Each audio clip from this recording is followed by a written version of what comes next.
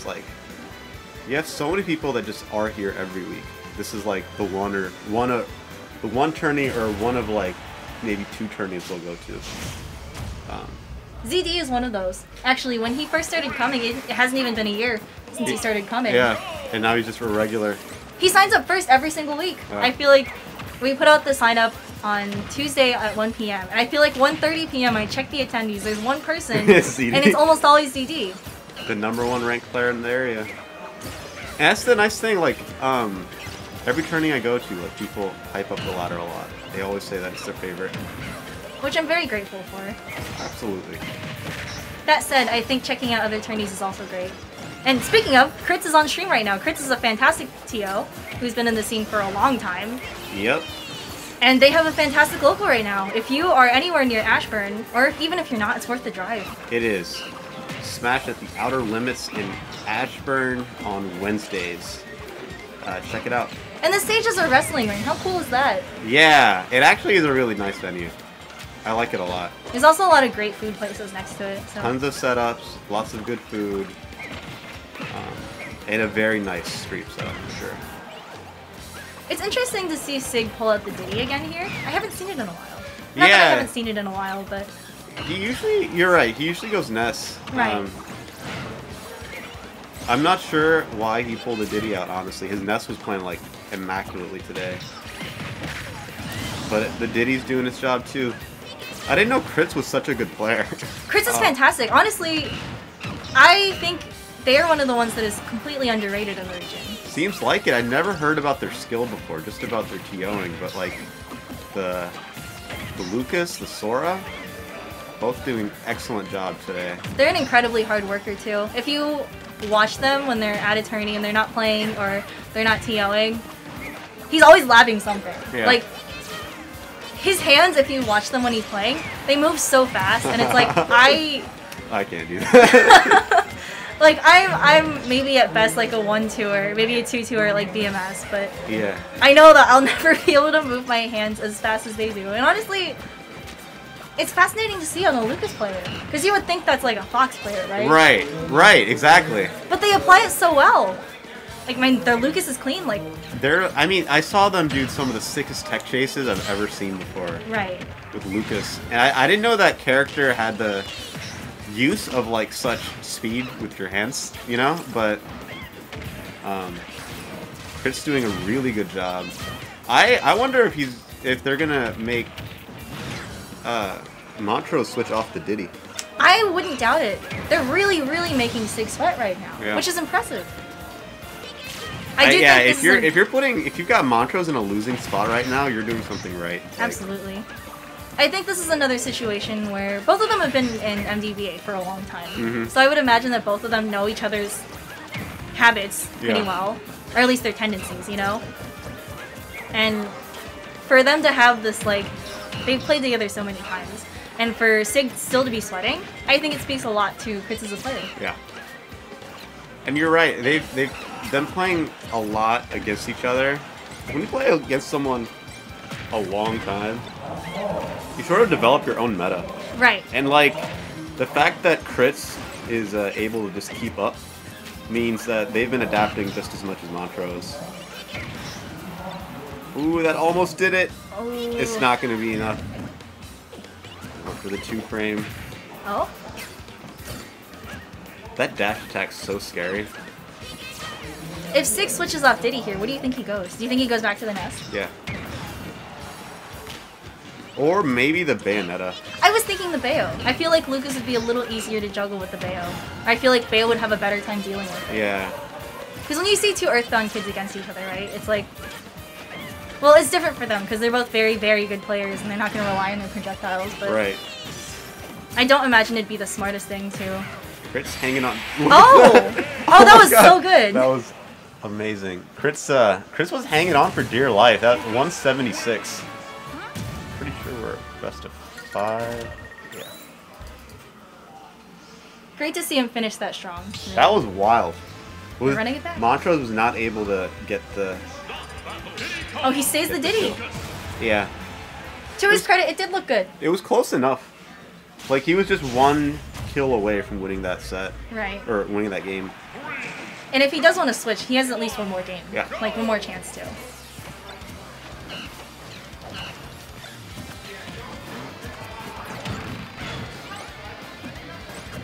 Diddy, you know, another reason why you might be staying Diddy. Diddy's definitely like the fastest of the 3 characters he plays. Right. Both in terms of like, obviously like just getting the moves out, but just also being able to chase Lucas down. And Lucas has like this weird air movement, like Ness does as well. Right. And I think Diddy might just let Montrose be where he wants to be on the stage as fast as possible. It's crazy to watch crits move as Lucas. You really don't see Earthbound kids moving like this. Yeah. Even like Sig's Ness is fantastic, but it doesn't move the way that crits as Lucas's Yeah. does. Like those Zairs come out so fast. And I didn't know Lucas had this much sauce. Like. No, really. When I was looking for a secondary, Chris suggested that I look into Lucas, and I figured it was like everybody wants me to play their main, you know. But Yeah. watching the way Crits plays, there really is so much to this character. I feel like he adds so much. Ooh, the Z drops with the banana. Good catch with that. Is that down tilt? Down smash? I'm not that familiar with Lucas, I'll admit it. Ooh, you're right. He gets the grab out at the right time. He uses his Zair very intelligently. Right. He always knows like when to grab. You can tell he's very, very comfortable with his character. Like he knows exactly what the max range is for his grab in a split second. Yeah, Montrose doing a much better job this time around. Covering every option at the ledge. And that's Sig, honestly. Sometimes it feels like he takes the first game to just take in everything you're doing and learn all your options, and then after that, it's his game. Gets you the know? data, and yeah, he just kind of runs away with it. It's such a treat to watch him play all the time. He's such a mainstay in the region, but... Yeah, and he's a lot of regular as well. He's usually here. And in the earlier runs, too, it's like, what is he working on this league? Like, are we going to see a Pac-Man? Are we going to see a Peach? Right. And it's crazy, because he does perfectly fine in all of them. Yeah. I think it speaks to how much he loves this game. Oh, when he's up in commentary, he always just, like, has all the super specific knowledge about every character that I just, like, would never know. And it's just impressive. It's hard to put a lot of time into, especially this game. There are 80 plus characters. I didn't know this. He told me this today, but if you get knocked and you're about to hit the ground, if you hold up, you can prevent tech chases. Really? I'm like, that's some pretty solid knowledge to just know about this game. Like, that's a sick fact if I've ever heard one, honestly. He loves to help people, though. That's the other thing. If you ask him to like help with your VOD review, he'll always be willing to help. Yeah. And it's super, super useful advice because he knows what he's talking about. Oh, he certainly does. Bastion of knowledge. It shows in his gameplay too. Yeah, that dude knows what he's doing. I mean, even this right now, it doesn't look like the first game. Oh, nice snipe from. Ooh. And he doesn't get it. Doesn't get it. Crits can make this back. He got the run back on Over, or not the run back, but he like was in a bad spot against Over and was able to do it. And then as we saw from the game before, Crits was able to hang on to his. Oh, well. Commentator's curse. Spoke too soon. That's the SIG. That is the SIG. Yep. 1-1. Most of our sets on stream today have been a wash, like 2-0, 2-0, 2-0. You know, I wanted to talk about Justin.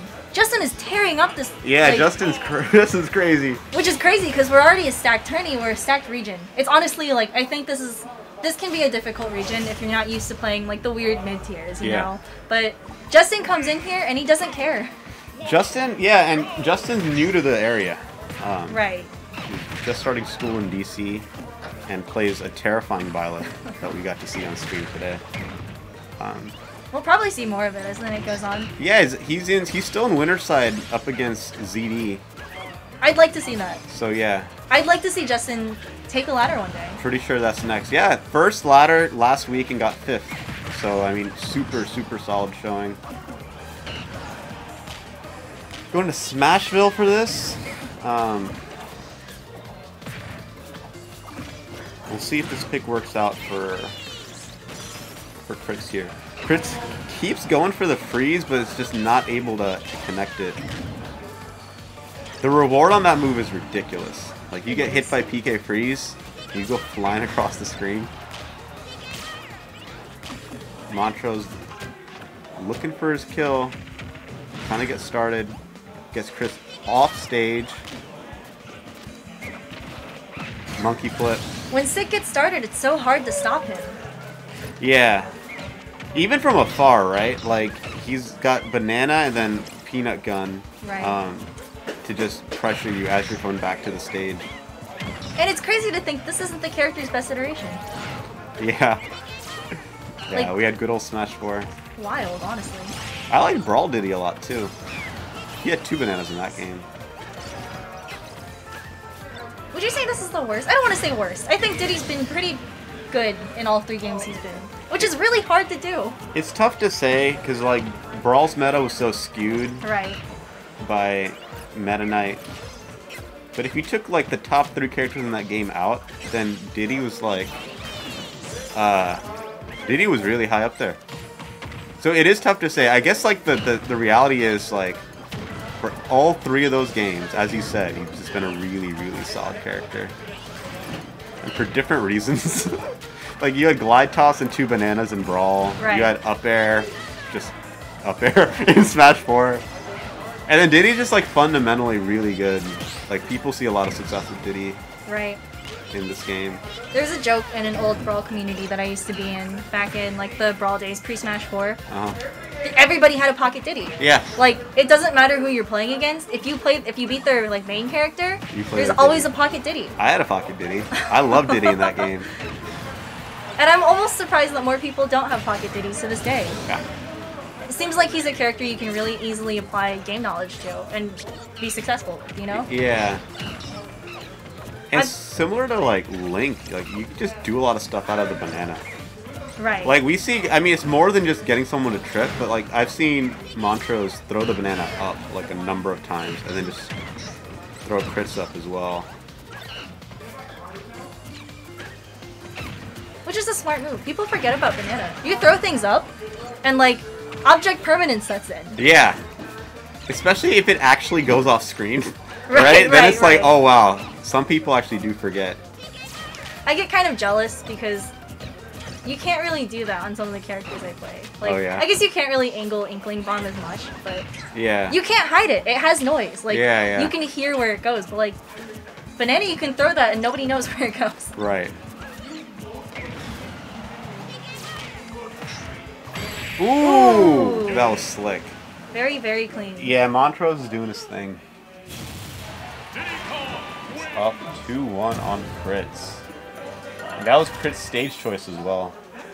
You know, oftentimes you see in, like, especially in a best of 5, like, the first game will be close, and then the gap just gets wider and wider and wider. Right. And by game 3, it's like a wash. And that's, I think, that's like, whenever you see that, that is, you're watching adaptation just happen. Like, one player clearly figuring it out faster than the other. Oh, the Sora comes out. Yeah. Did you see? Were you here for stream earlier? Yeah. That Sora was really good. It's gonna take everything in me for when he casts spells for me to not say. Not scream. Yeah. Snack and I were talking about that earlier. Me and Allens were sitting at the TO desk. We noticed that Crits finally pulled out the Sora, and we were waiting because in that game that he played, they weren't casting spells. Like, they just were not pressing the B button at all. And we were like, we want to say the funny spells. Like, please, just press your B button. Yeah. But it seems like they're using it a lot more here. Yeah. I don't blame, because I don't think you want Diddy on you. You know, it's interesting. We don't see Sora as much these days. We don't. It's a character that, when it first came out, like, people were saying was broken because of the recovery, the spells. Sora's kill power is kind of ridiculous. The out of shield is really good. But then really fell out of favor. I think people still think solid character, but maybe a bit too balanced compared to the rest of FP2. That's what happens when you have player tests. Right. Right. And, no, a good point. Ooh. Solid up. And that's the other thing. He's so light. Super light. You could get a great lead. Like, Kritz was doing perfectly fine there, but you catch one stray and you're gone. He's very floaty, and it's hard to get used to. It is hard to get used to. I wanted to pick up Sora because I'm like, this actually has everything I want in a character, but the floatiness and just like the weird Ness-esque movement of him was just a bit much for me. But the kill power on this character is insane. Like, forward smash stays out forever and will delete you. Back air is super strong. Up air is like Corrin up air. And then, of course, the up B out of shield is just like amazing. Oh, that kills. Yeah, I guess. That's the thing. Some things on this character are like slightly overtuned, but you wouldn't know because people aren't doing anything with him. Right. There's maybe one other Sora player I can think of that's come to ladder before, and that's King J. They play very differently. Yeah. Because Kritz, I mean, coming from their Lucas background, is very Fundy's based, and it shows. Yeah, yeah. I almost feel like this is the perfect secondary for them to start focusing on because, I mean, if you can move with Lucas, you can move with Sora. Yeah, yeah, absolutely. I hope it comes out here, but I know he has a Sora loop in the works. Like, I know he's worked on it before. Yeah.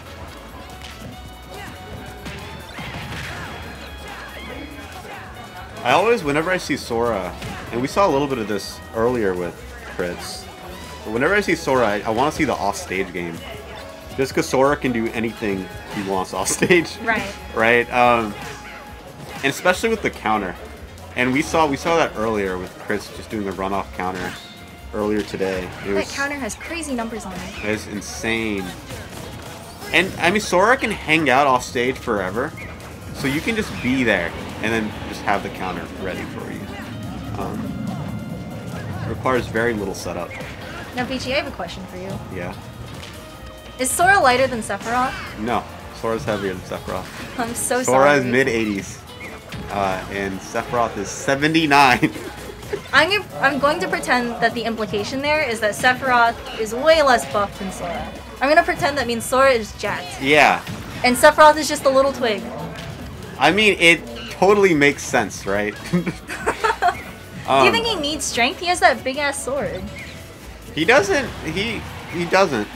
He doesn't? He doesn't need strength. He's got plenty of it. The Odachi will do the job. I want Kritz to bring it back here, but I'm not going to say that because that's, you know. You don't want to curse. I don't want to be held responsible for this. But they're holding up really well. They are. Oh. Ooh, good parry. Good air dodge. Yeah, that's not going to be enough. Diddy can struggle to kill without a setup, and Sora can be tough to hit.